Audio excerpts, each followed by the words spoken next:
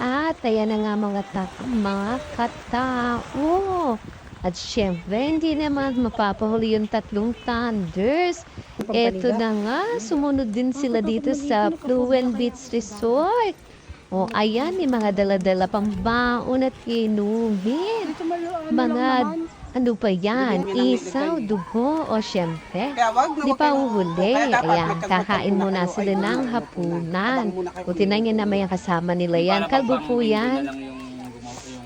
O, diba? Ayan, magtamag na po Nagawa? kami dito niyan. O, yan. Ayun na yung isang tissue, Oras kunin lang mo. kami dyan. Bigyan mo nga yung tissue na yan, Yeng. Ganap sila Yan ng o, mga para kampo, yung mapabilang. pwede daw yatang sigaan. Ewan, kung makakagawa silang siga, kagagaling lang sa hulan kanina. Sana makahalap sila ng kahoy na tuyo.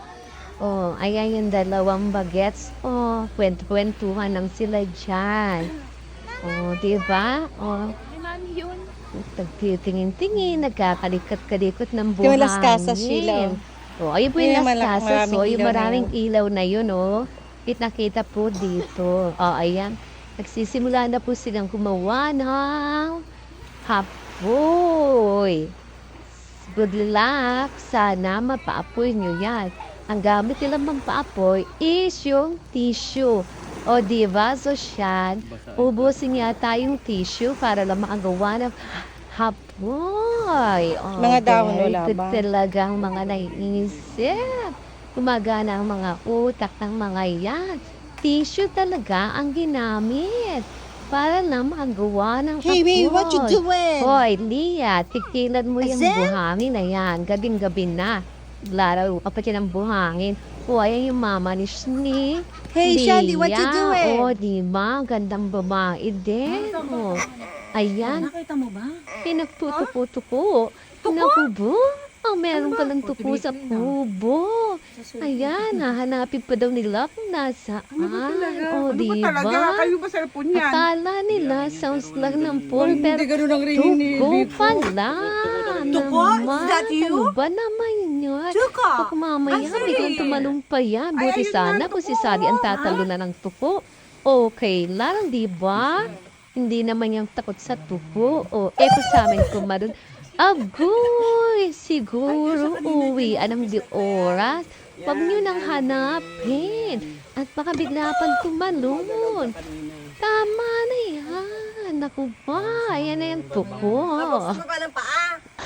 Ayan, inubo na ang lola nyo. At pagkatapos po niyan, ayan, kain-kain na muna. Ayan, aba, at nakagawa nga talaga ng apoy. O, diba, kahit basa ang kahoy, nakapagtawag dyan, nakapagsiga. Siga nga ba? O, ayan po yung isa sa pinakamayaman dyan sa Balanga. O, diba?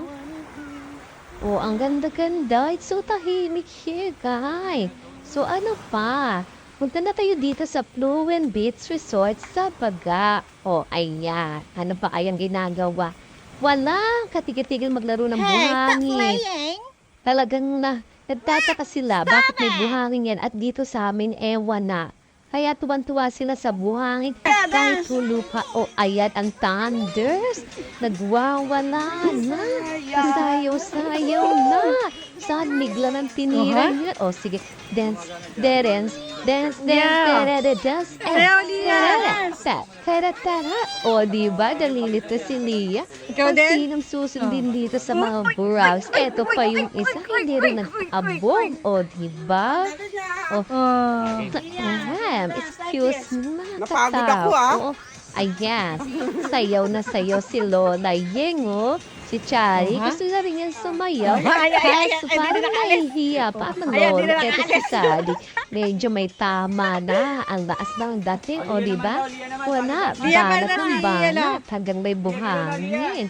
O, mga bangil yan ang mga loo, ha? Ayan, Shanti, o diba?